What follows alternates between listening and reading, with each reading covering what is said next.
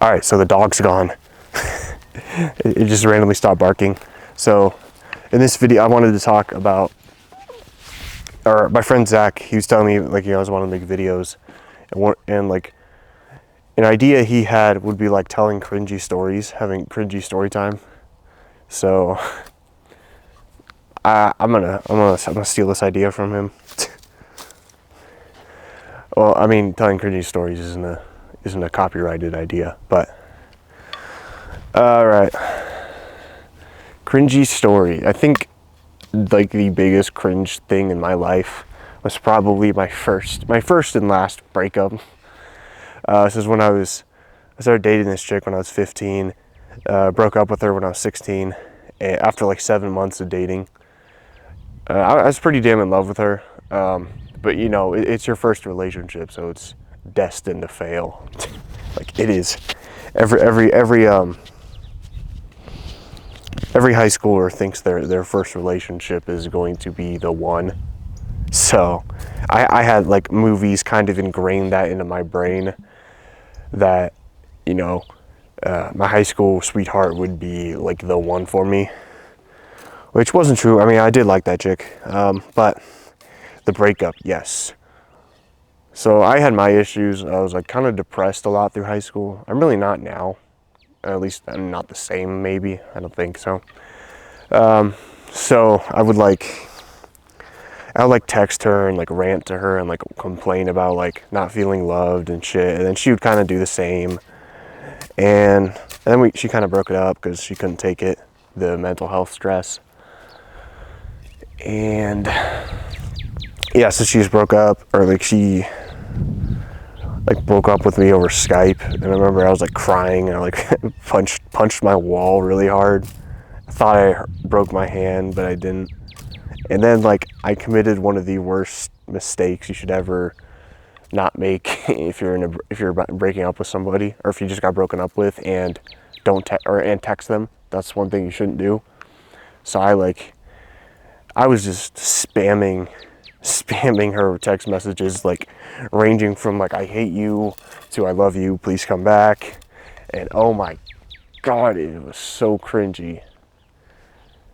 And then I was like okay, I can fix this. And I like for every like mean thing I said, I like wrote her like a note with like nice things, and I gave it to her. That didn't help. I'm cringing really bad thinking about this. This isn't really a story I tell openly, because it kind of was one of the worst points of my life. And I remember, even though I dated her for like 7 months, it took me like almost 2 years to get over her.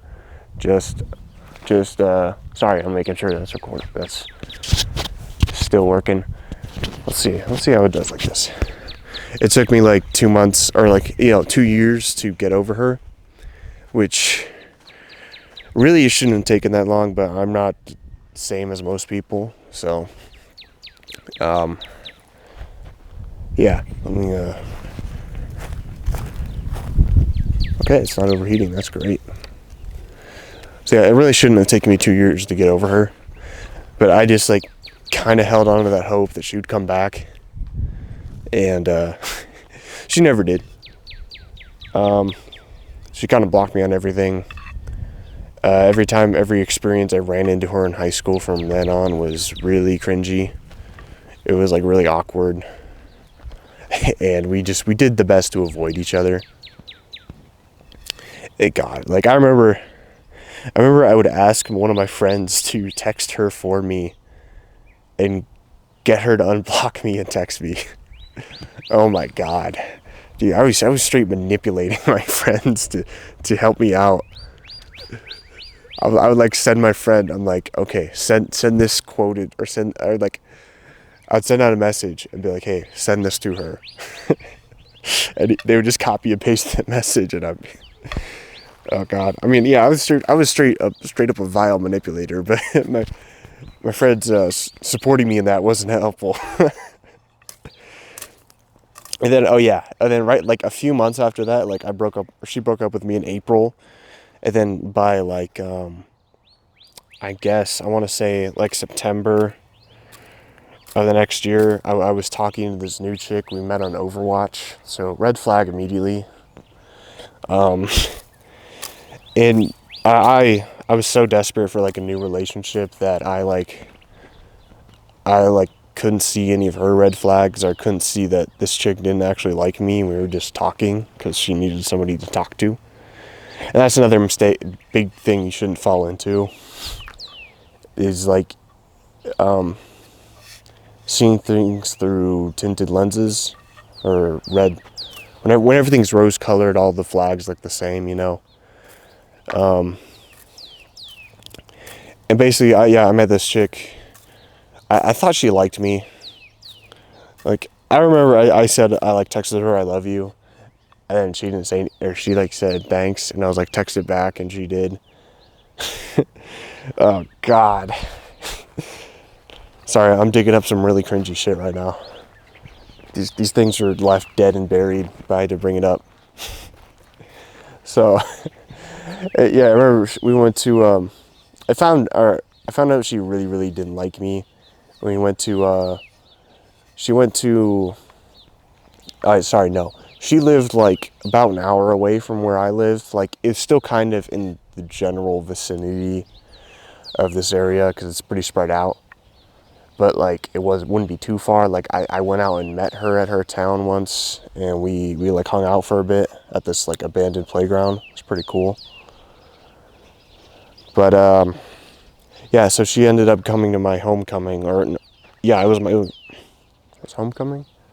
Yeah, I think it was homecoming. And yeah, well, I thought it was great. Like, we had a blast. I mean, it didn't feel as awkward as it did at the previous homecoming with my ex, just because for that we hadn't really been talking before then. So we just, like, when we slow danced, it was really awkward, and we weren't that great at talking to each other yet. But with the new chick, it was pretty nice. And then, like, I remember the next week I was talking to my friends, and they thought she was my girlfriend. So I texted her. I'm like, is it okay if I call you my girlfriend? And she's like, yeah, but you know we're not dating, right? And I was like, and my heart just broke again.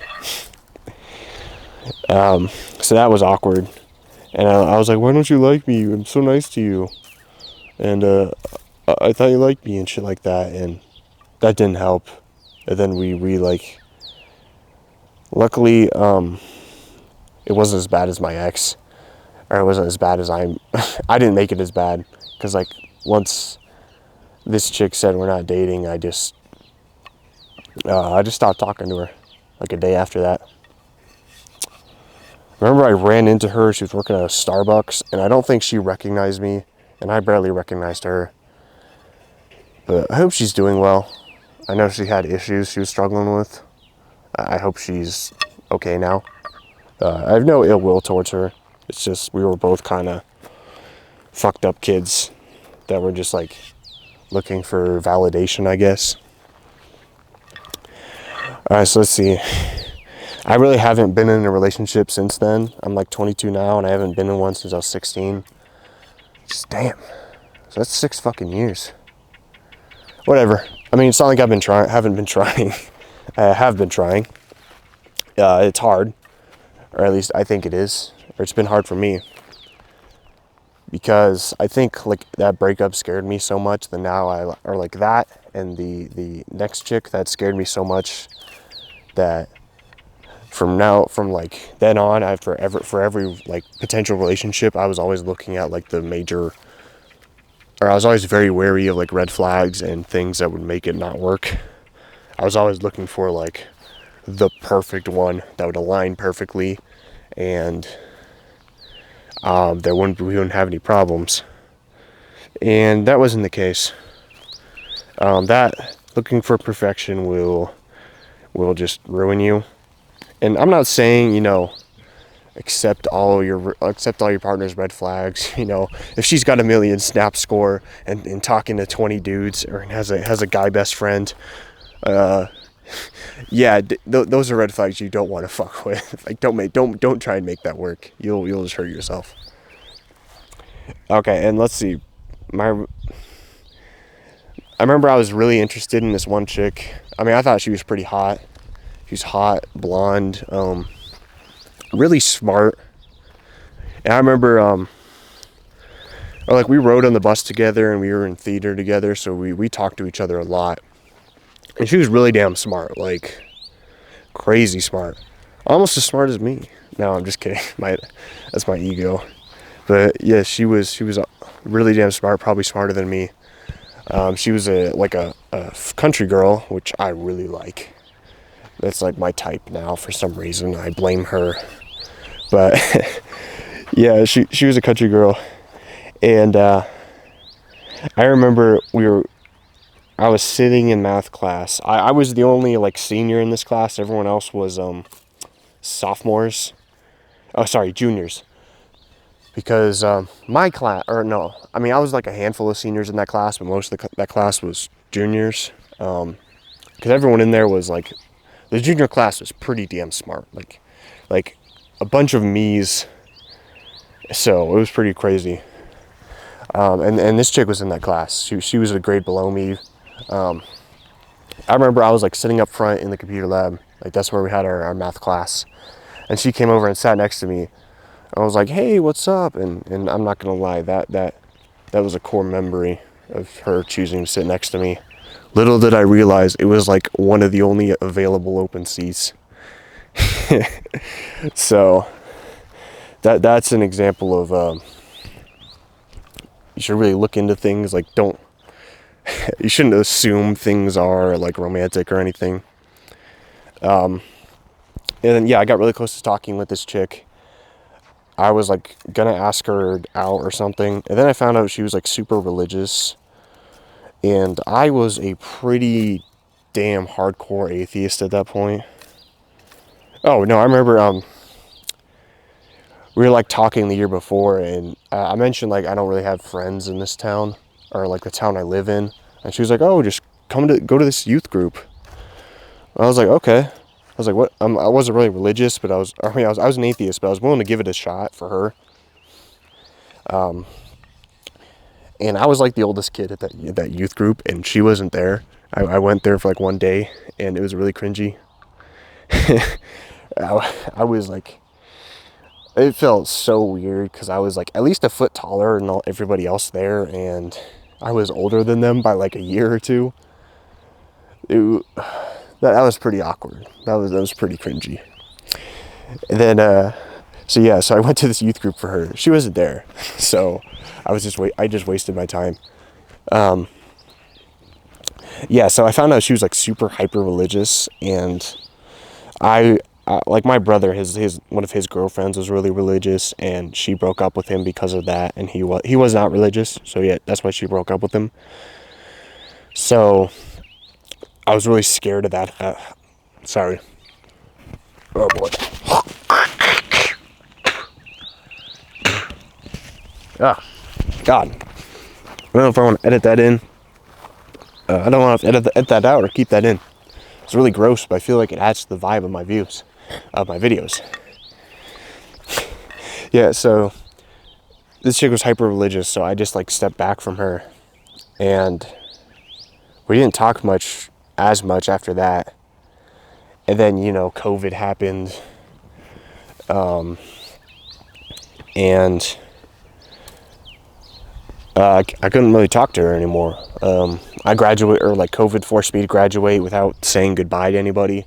If I had known COVID was gonna do this, I would have gotten her number, or like her actual number, or because we texted on like GroupMe, because we were using that for like theater before, so we would text on that.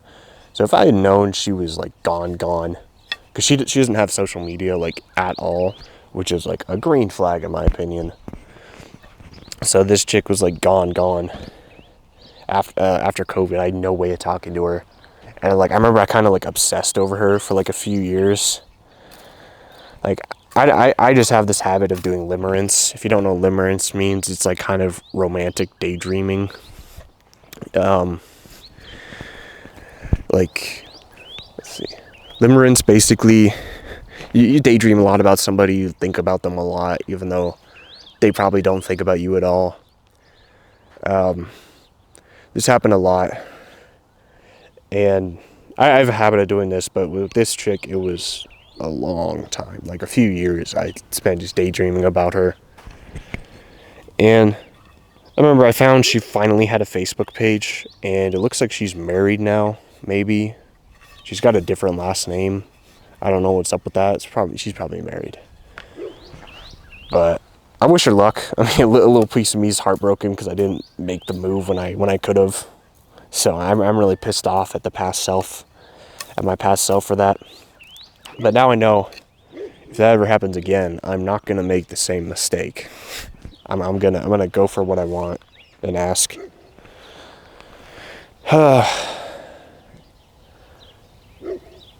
Yeah, I read somewhere that women mistake sexual what's the word? They mistake flirting, or they mistake flirting for being nice, and men mistake being nice for flirting. And so I definitely have mistaken a chick being nice to me for like sexual interest or like flirting. Like that's happened a lot. I remember I liked this chick, and I kind of liked her in high school, and we kind of flirted. I think my definition of flirting is like, kind of being mean to someone. Yeah, I'm not really good at the smooth flirting. I'm good at the kind of bully you flirting. So that's what this chick that's what we would do to each other, like roast each other. I remember I texted her, like she was in college and I was still working here.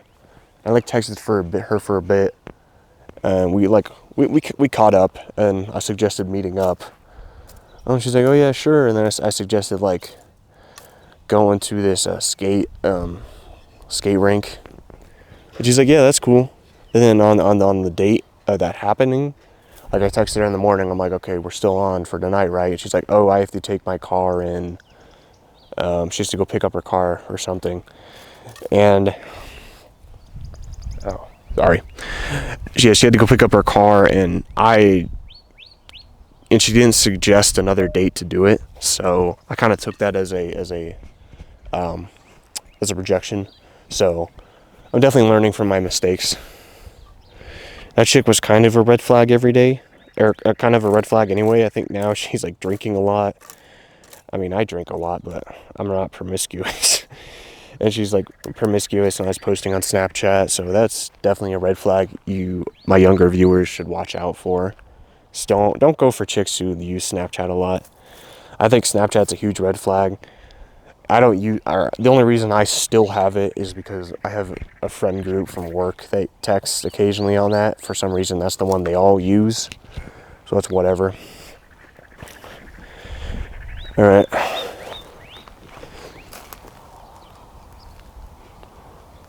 Sorry, I'm just making sure this thing is recording. Because imagine if I had just been yapping all this much and it wasn't recording. That would have been great. I would have just dug up a bunch of horrific memories for no reason. And yeah, dating in my town it's pretty rough. It's very rough. Like, I really don't see many people my age, let alone girls, attractive girls. So my town's a military retirement town, so it's mostly boomers, and they kind of suck. I remember my coworker, she's like 30. She's trying to set me up with her cousin, who lives in Washington, which is like on the other side of the country. So I'm good. Cousin seemed nice, but I'm not trying to do a long distance relationship, and her cousin is not nearly hot enough for me to try that. No offense to her cousin. Yeah, I really haven't had much luck with that. All right, well, that's the end of this video. I hope my cringy stories can make you guys feel a little bit better about yourselves just by proxy. Yeah, so that's that. I'm going to end this video now, and I will see you guys in the next video.